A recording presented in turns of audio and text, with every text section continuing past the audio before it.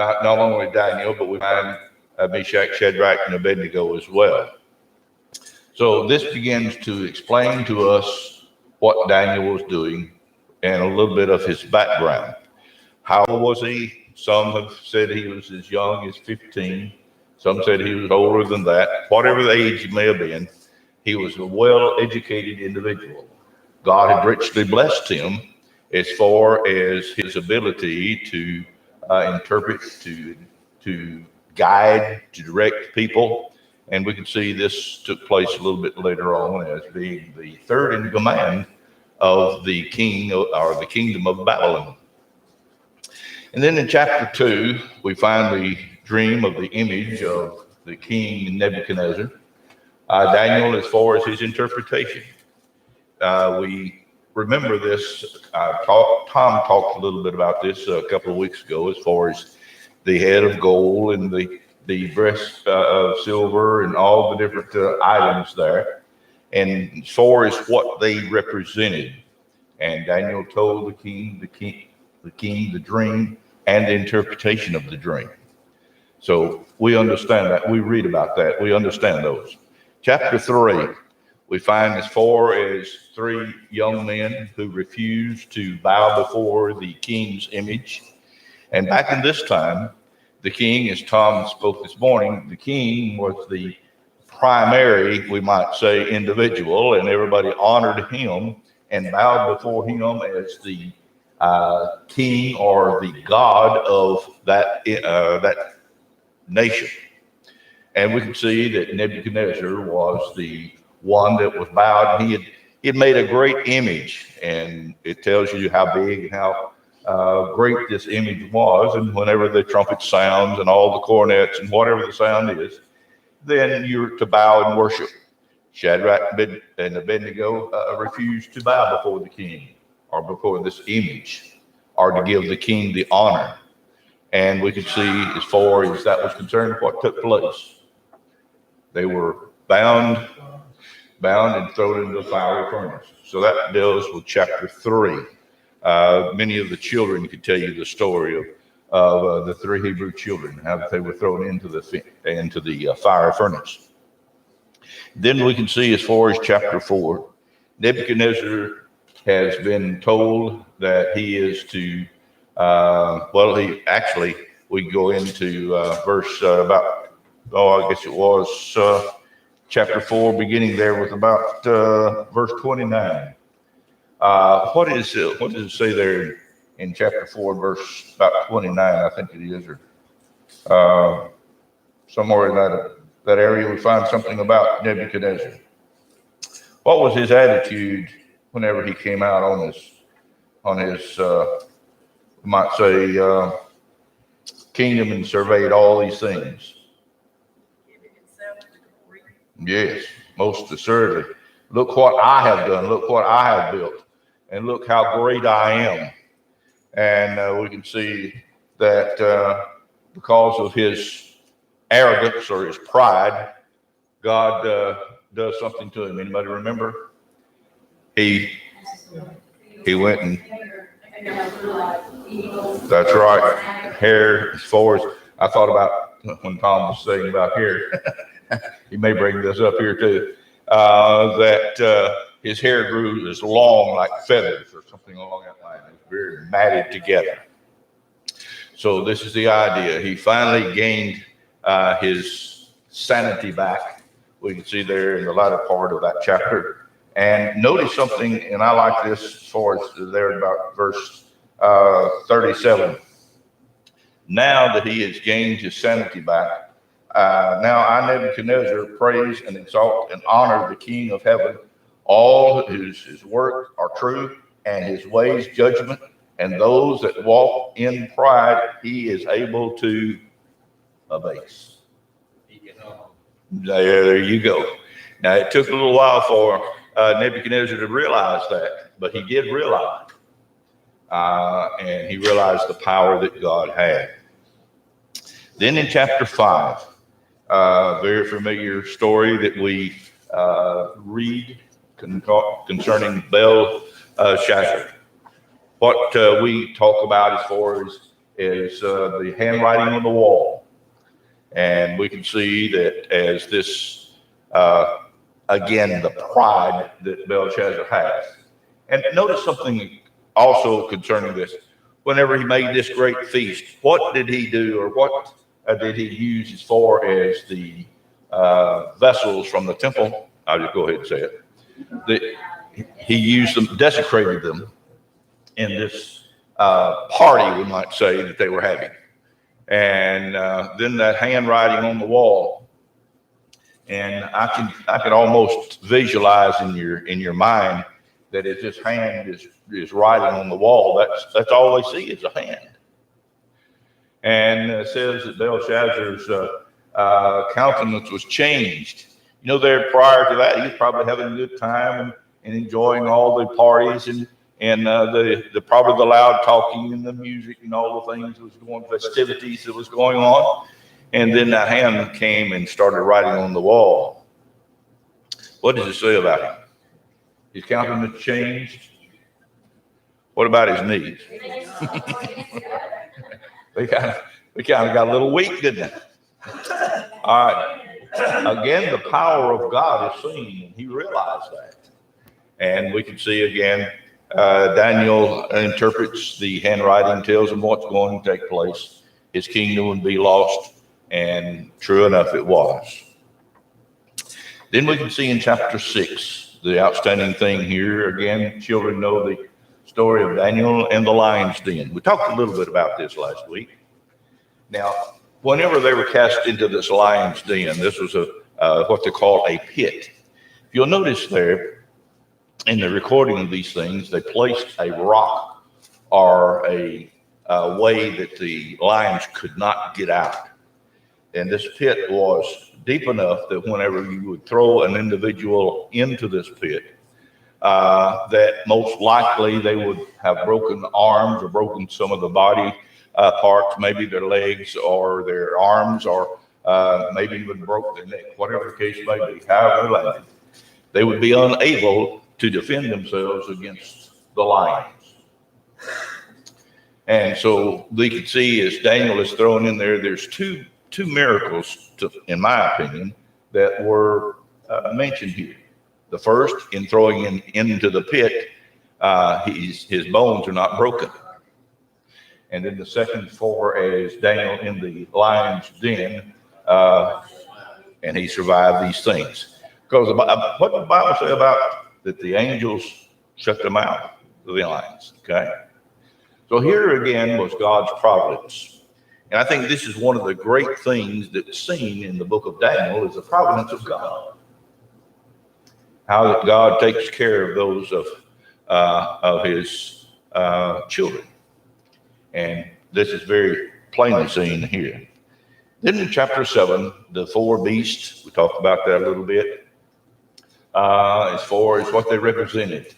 Again, the kingdoms that was going to take place. And we can see again how that God's providence took place. This prophecy takes place exactly as Daniel had recorded it. We can see that in history. Then chapter 8, the ram and the he-goat, they battled. Again, we see the providence of God. Again, we see God's prediction of things that are about to take place. And again, keep in mind, these things took place just as they were recorded. History records them. And you can't argue. You might argue, but you're not going to do any good as far as the evidence is there, and you can't hide that. And we can also see that there in chapter 9, the 70 weeks. We'll probably be talking a little bit about that a little bit later on, and the importance of those 70 weeks. The angels of the nations. Again, who has all power? God does. Who regulates or allows nations to exist? God does. And we can also see that each time that those individuals of Israel who forgot God, or the nation of Israel forgot God, what did God use?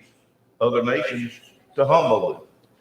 And I think sometimes that this may take place in our nation, if we as individuals don't change our attitude, it may change for us. God may say, well, you're just not as strong as you thought you were. But that's, I know that 70 weeks, that's not like our weeks. no. That's right. The number 7 or anything with the 7 in it, it was a holy number for the Jews. And it was a number that would mean, let me use this for an illustration. If you were to step into an ant bed, somebody says, well, how many ants were there? What would we say? Must have been 1 million of them. Well, we're using a number to represent how many there were actually that was there, not actually how many there was. So this is the same thing there as far as chapter 9.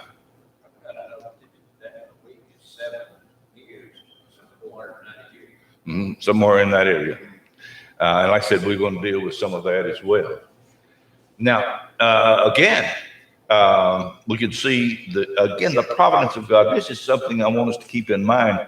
God never leaves his people. You understand what I'm saying?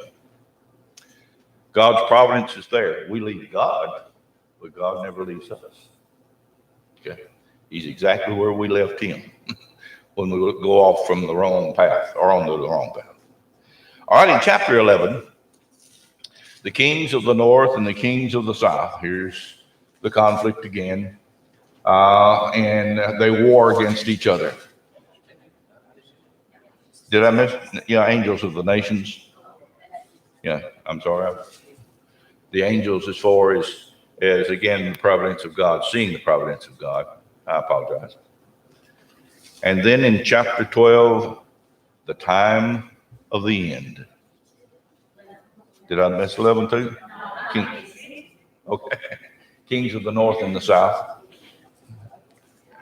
I get ahead of myself sometimes. Sorry about that. But that concludes the 12 chapters. Each one, like I said, represents something of importance. Which one? 12. The times of the end, or the end of the nations. As far as the kings, the kingdoms, the end of Jerusalem. We can see that as far as representing that of Christ's kingdom coming, and it would take over all nations. We can see as far as back in 28:19, well, actually go back to 18. All power has been given to me in heaven and earth. And then in 19 and 20, go into all the world or all nations, teach and preaching the word of God. So that pretty well gives you a summary of the book of Daniel. And it won't take you very long. It didn't take me but about a couple hours to read through the book of Daniel and kind of make some thoughts there. So read the book of Daniel. There's a lot of things that we didn't cover. We'll cover part of them in our lesson. But there's a lot of things in chapters 1 through 12 that you might not really think about until you read it. Kind of like, how many times have you ever read a verse and then you say, well, I didn't know about that. Maybe you've even memorized the verse. Well, I didn't think about that. So if you read it 2 or 3 times, you still get something out of it. All right, any questions? Okay, need to go back over any of those? As far as the survey, just kind of a quick survey of it. All righty, let's look at our lesson. About 600 BC, what king captured Jerusalem? Nebuchadnezzar. He's the king of Babylon. Again, why did Nebuchadnezzar take over Israel or the nation? What had they begun to do? They'd forgotten God, had they not? And again, they began to bow before the gods of Baal. In fact, we talked a little bit about this in an introduction, that they were going back to the old idols of Egypt, in fact, the gods of Baal, or Baal, or Beelzebub, or any of the others that they were bowing for. even going back to the time that they were actually offering their children as sacrifices. And we could see how delinquent well, I say delinquent's not a good word for it, but thank you. That's along with it too. How far they had digressed from God. It's sad how far, if we allow sin to fester, what happens? It just keeps growing and it gets more out of hand, we might say, to the point that God says, that's enough. I'm on in. That's it. And he does. And we can see that Nebuchadnezzar has become the king. And he noticed something there in chapter 1 and 2 that I think is rather significant as well. Nebuchadnezzar wasn't, we're going to use the word dummy. He was pretty smart because he took these individuals that had been captive had been taken captive from Jerusalem, and he put these young men in authority. Why would you do that? There's two things. You have a nation now that's speaking a different language than you do. And what are you going to have to do in order to get them to, we might say, behave or understand what you're trying to tell them? You have to have an interpreter, don't you? You have to have somebody to teach you the language. And this is what he talks about there in chapter 1, to teach the Chaldean language. And they in turn could teach the Hebrew language to those individuals that were in authority. So you can communicate back and forth. You can't communicate, what happens? What happened to the Tower of Babel? They had to quit building it, didn't they? They couldn't understand. So here's the same thing, that Nebuchadnezzar took these slaves or these young men and taught them the Chaldean, and they in turn could interpret for the people as well. Now, what did he order? I like that in chapter 1. What did he command? Yeah, and what else? Well, I think that's our next question. Another thing is, what did he order them to gather them up? But what else did he, as far as feeding them? All righty, they were the king's portion. In other words, they are to be richly fed, we would say. Now, by doing this, there's two things again that is seen here. They have a privilege. They're not going to be those individuals that's out here on the street corner begging for bread, because they're being fed by the king's table or from the king's table. And secondly, they were given the opportunities to have a place to sleep. They were well taken care of. And okay, so here's the king taking care of all these individuals and we have these 4 individuals that we deal with. There's probably others as well, but these 4 are the outstanding characters that we have, and that was Daniel, Shadrach, Meshach, and Abednego. These 4 individuals stand out more than any of the others. There's no doubt that the others was blessed as well, but these were given gifts from God.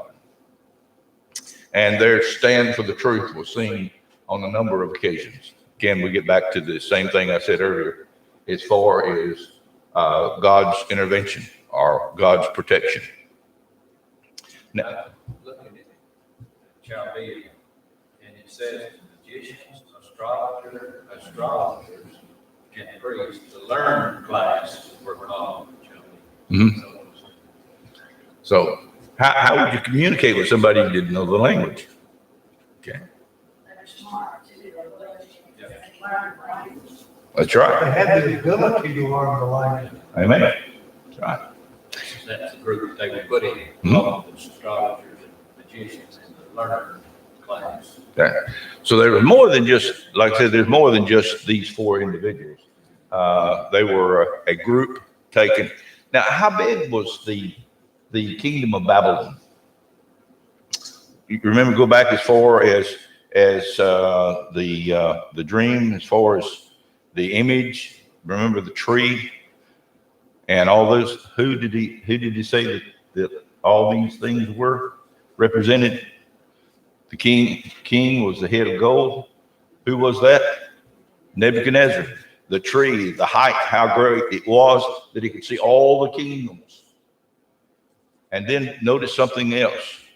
In that chapter, he says that Nebuchadnezzar sent documents or statements or whatever we'd say, letters to all the world, all the known world. So who is he king over? All the known world. That's right. So here he is the king of all this great, vast area. And it's not just Babylon. We think sometimes he's the king of Babylon, yes, but he was the king of all of this area. He was king of all the known world. So he had a vast array of soldiers, chariots, all these things. He was the top brass, we might say. It's interesting, I remember speaking about those young people that he was collecting up, that they might teach the learning, not just the talk, but the learning, their ways and how you operate. This is how you do it, and also the language, but it was their customs, their whatever was involved. Yes, that's sure. Get them, if you want to say, changed over to that way. Very good. So here was the transition from being in the king's palace, and then now in the king of Babylon's palace. Quite a bit of difference between. Okay. All righty. Another thing. Who was among them? Verse 5. Okay. We talked a little bit about this already, and how that they were given abilities that was over and beyond some of the others. And to me, again, it says that Daniel was given the gift of interpreting dreams. He was given the ability to understand. He was given the ability to, we might say, judge. He was given the ability to prophesy. He was given all these abilities by God, and he used them wisely. Now, what happens a lot of times when we're given maybe certain gifts? Go to our head. That's exactly it, brother. We forget who gave us the gifts, and we forget that they're not something that I deserved. It is a blessing that God gave to me. And Daniel never forgot that they were the gifts from God. Neither did Shadrach, Meshach, and Abednego. In fact, a little bit later on, we find that each one was given, Shadrach, Meshach, and Abednego was given, we might say, governorships over the land. It was such a, this is, brethren, we cannot begin to imagine this was a great kingdom. So in order to keep the peace in these kingdoms, what would they have to do? Send someone that could communicate back to the king and could rule the people in that area. And that's what they did. All right. Now another thing. What new names were they given? Yeah. No, sure.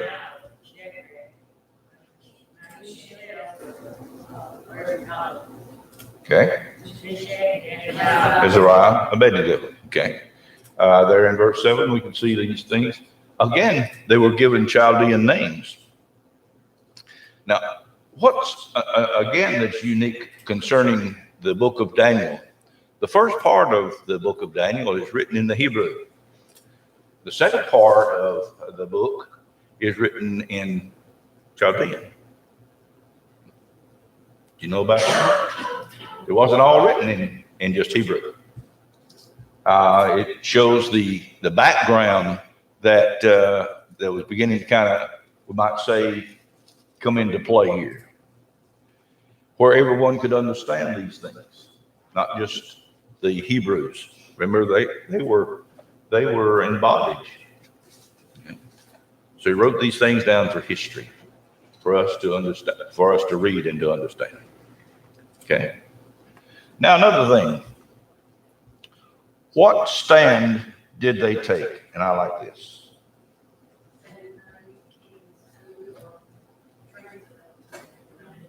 Okay. All righty. Notice there in our verse, he says, and they proposed, or Daniel proposed, or we might said we're going to make a bargain. We are not going to eat the king's meat or drink the king's wine. We're going to eat of the things that we're used to. And we can see now God had brought Daniel in. Now notice there again in verse 9. This is important. Now God had brought Daniel into favor and tender love with the prince and eunuch of the eunuchs. So here was again the providence of God. Yes, most assuredly. And notice he said that there in verse 10, he said, I fear my Lord, if he finds out about not eating this food, my head is going to roll. I'm going to have to forfeit my life. But he makes a bargain. He said, I tell you what, let's go. How many days was it? 10 days. Okay. Let's go 10 days. And notice what he uses the term there in verse 12. Prove thy servants, I beseech thee, 10 days, and let us eat pulse to eat and water to drink. What is pulse? Vegetables. Yes. We can't live without vegetables. No, don't get me wrong. I like my bacon and eggs, and I like my bread, and I like all those things. But I love vegetables. It's something that the body needs, is it not? All righty. Now, out of this 10 days, they're called together again. And notice what takes place there in chapter 1 after this 10 days. They're better off. Yeah. All these things. I said, well, wait just a minute. If it works for them, it'll work for everybody else. See what I'm saying? So he said, this is what you're going to be eating from now on. Vegetables and water instead of the wine, instead of all this other stuff that the king has to offer.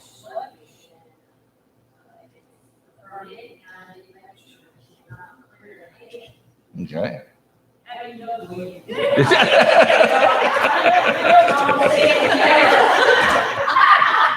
What can you say?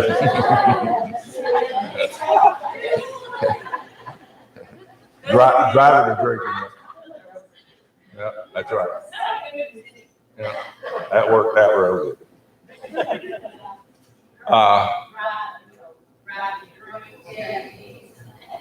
All right. But anyway, we can see that this takes place, and we can see the difference between the 4 Hebrew children there and the others. Okay. And so they changed their diet. All righty. Another thing. What stand did they take? Well, I think that's the one you just took. Excuse me. And what was the result? Well, we talked about that as well. Okay. I get ahead of myself. Forget about the questions. Okay. Any questions over that series? Now that pretty well deals, and like I said, with chapter 1, and we talk about that quite often as far as Daniel and his and God's providence as far as Daniel is concerned. Now another thing there in chapter 2, what disturbing thing happens to the king? Yes. Now he remembers exactly what's going on, does he not? What? Can't remember. He just had a dream, but he just can't remember it.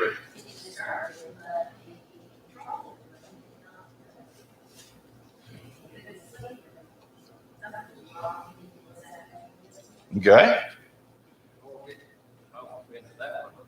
I think the latter part of that chapter, one, that these young men were 10 times better, not just in their looks and their thing, but they were 10 times better than the magicians and was in that realm. In other words, there says their wisdom and understanding that the king required. So not only were their appearances better, as we mentioned earlier, but they were smarter and ahead of the others. They could communicate with the astrologers and the magicians and all of this that they were in contact with. Okay.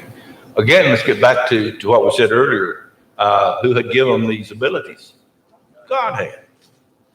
And we can see again that God's hand is constantly there and guiding and directing. Okay. But it's their willingness to let God do it, is it not? All right. Okay. All right. Okay. And also, I think it's worth noting, they had a choice, Yes. Daniel and those three. And look at the decision, the choice they made. As a result of that, what did God do?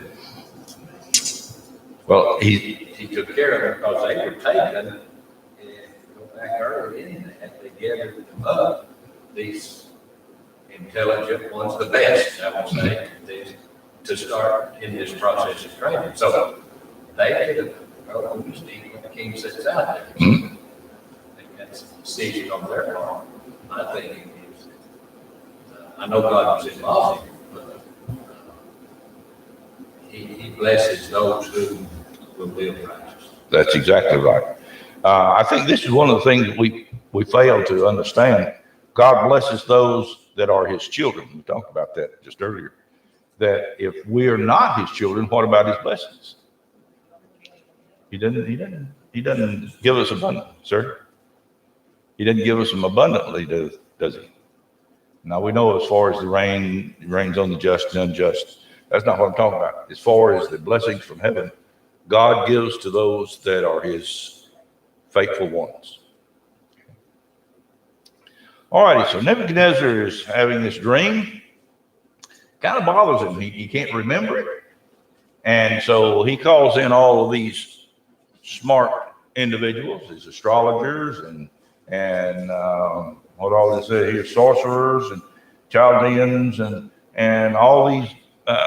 Well, y'all just tell me what this is. Now, remember what I said earlier. Back in this time, the king was the quote unquote God that they worshiped. And here is the God that's supposed to be able to know all these things.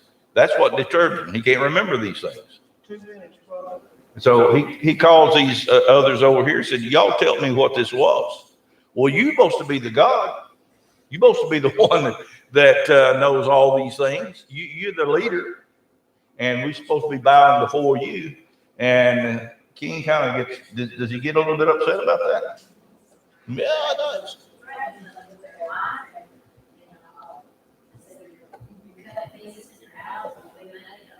That's right. So he kind of gets a little bit deterred about not being able to tell him the dreams. So we can see that very quickly Daniel comes to, we might say, change the king's mind, which he does, and interprets the dream, tells him what the dream was, interprets the dream.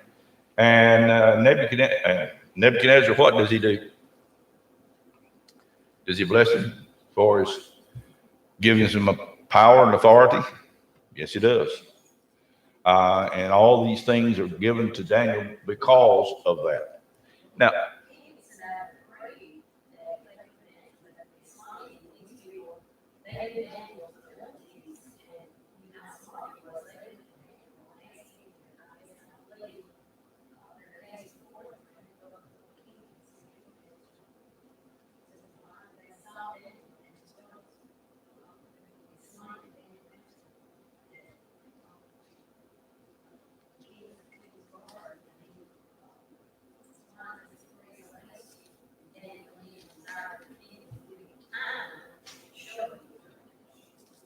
Okay. Now, notice something in verse 8 keeps us in mind. The king answered and said, I know of certainty that ye would gain the time because you see the thing is gone from me. No, give me a little bit of time. We'll interpret it. Tell me what the dream is. I'll tell you what it is. Who were they going to interpret it for? To their benefit, to tell the king, was it not? Give a little time and you might remember it, Tim. Okay. All righty. We got some other things we want to talk about there. Let's begin there, Lord willing, then, since our timekeeper says we're out of time. And I appreciate so much of your comments. There's, like I said, if you have a chance, it only takes just a short time to read the book of Daniel. And every time I read it, there's something else that I see that I forget or didn't remember or whatever the case may be. But I do appreciate your comments. Thank you.